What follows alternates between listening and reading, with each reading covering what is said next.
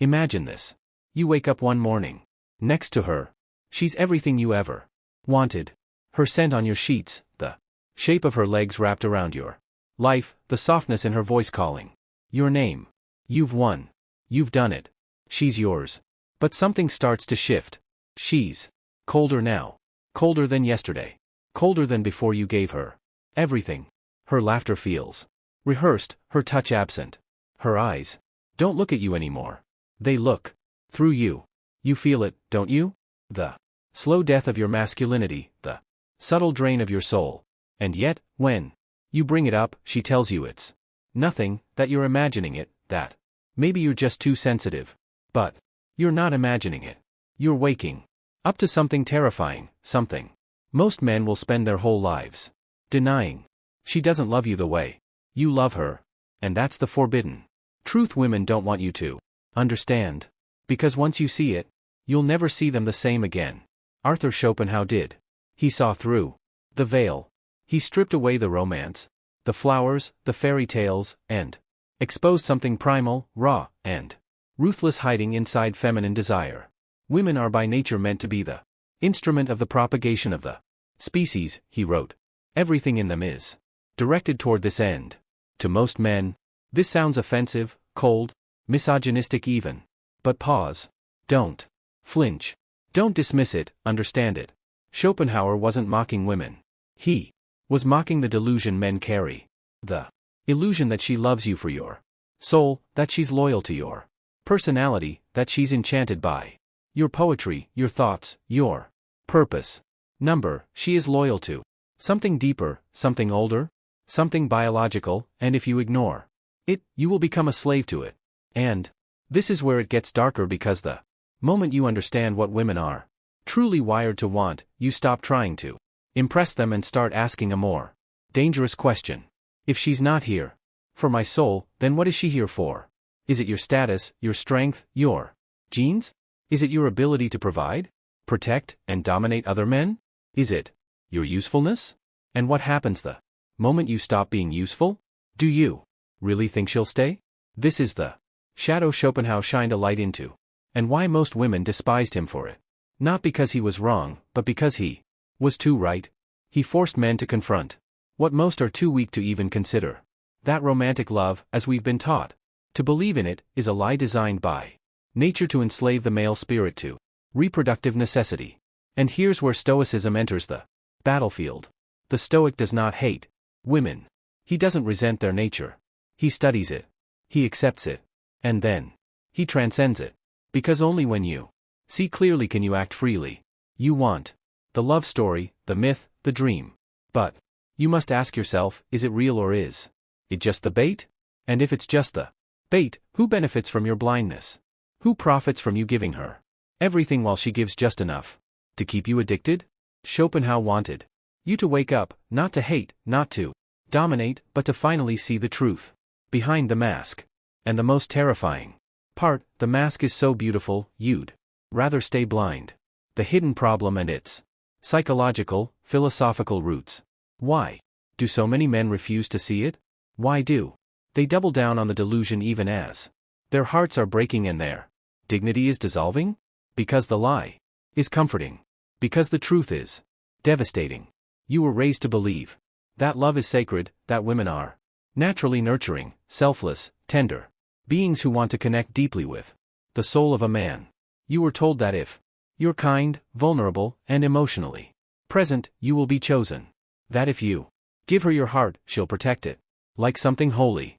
But Schopenhauer stood in front of that fairy tale and shattered it with a single hammer blow. The man is the one who loves and the woman is the one who is loved. In that one sentence lies the entire asymmetry. Men fall in love with the idea of love. Women fall in love with what a man represents. This is the hidden mechanism, the unspoken truth, that most philosophy tiptoes around and most modern psychology refuses to admit. Her attraction to you is not about your essence. It's about your utility to her future. Schopenhauer believed that women are not moral creatures in the same sense men are. Not because they are evil, but because their biology doesn't reward truth. It rewards strategy. He called it nature's cunning, a built-in System that makes women act with short-term sweetness to achieve long-term survival. This isn't a condemnation. It's clarity. Because once you strip away your projections, the poetry, the fantasies, the Hollywood hypnosis, you begin to see her as she is, not cruel, not angelic, but pragmatic. She selects, she seduces, she attaches only to what can secure her position.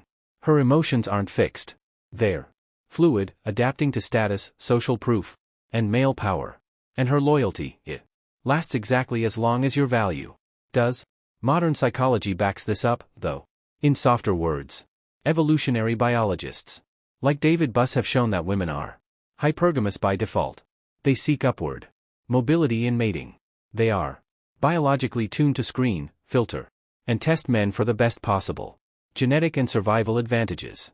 You've felt this in her flakiness, in her sudden coldness after you opened up, in the way she just wasn't feeling it anymore. The moment your ambition took a hit, you were told she'd stay for love. But she's wired to stay for security. Emotional, physical, social. And that's the hidden force, Mother Nature herself, using female biology as a vessel to carry out her brutal mission: propagation. At all costs. So when you say she changed, when you say she used me, when you say I gave her everything and she just walked away, what you're really saying is I mistook biology for destiny. Schopenhauer wasn't trying to turn you against women. He was trying to turn you away from illusion. He knew that once a man sees women clearly, not as goddesses, not as villains, but as biological agents of nature, he can finally escape the suffering that comes from misplaced expectation. This is where Stoicism gives you the shield. While the romantic man is destroyed by betrayal, the Stoic is fortified by realism. He doesn't demand loyalty from female nature. He demands loyalty from himself to truth, to purpose, to inner mastery. He understands what Epictetus taught. Don't hope that events will turn out the way you want. Welcome events in whatever way they happen. This is the path to peace. And so the Stoic man stops asking for her to love him in a way she cannot. He stops performing. He stops pleading. He stops building his identity around being chosen, and instead he begins to choose himself. Here's the paradox. The moment you release the desire to be loved by a woman for your true self, the moment you stop expecting her to understand your soul or carry your burden, is the moment you begin to stand like a man. Not bitter, not broken, but unshakable. Because now you no longer serve the myth. You see the mechanics, and in seeing them you are finally free. But this freedom isn't without cost. Because the moment you understand female nature, as Schopenhauer did, the moment you feel her smile and realize it is not always rooted in truth but often in necessity, you will begin to see the world itself differently. And that change, that unraveling of your illusions, is just beginning. Now you know. And once you know, you can't go back. You can't unsee the masks. You can't unhear the lies you once whispered to yourself in the name of love. You can't forget the moments you begged to be seen by someone who was only ever looking for survival. It hurts. It should hurt. Because this isn't just about women. It's about waking up from the most seductive illusion nature ever crafted. That your value as a man lies in being chosen. But now you don't beg to be chosen. You don't live to be adored. You don't build your life around her approval.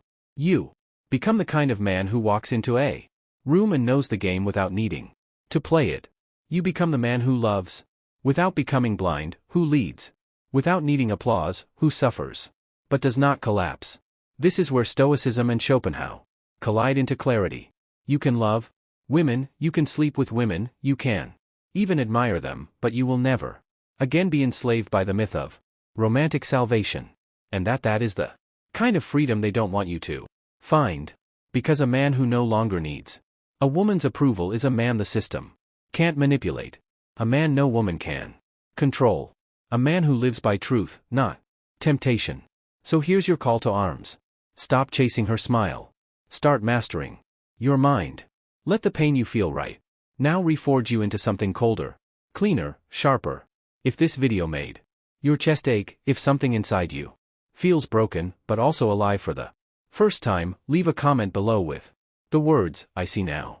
Not for validation, but as a signal to yourself that your days of begging, chasing, and pretending are over. Subscribe to this channel if you're ready to strip away every illusion modern life sells you. Because this isn't about hating women. It's about seeing clearly and choosing power over fantasy. Women won't want you to find this truth, but once you do, they'll never forget.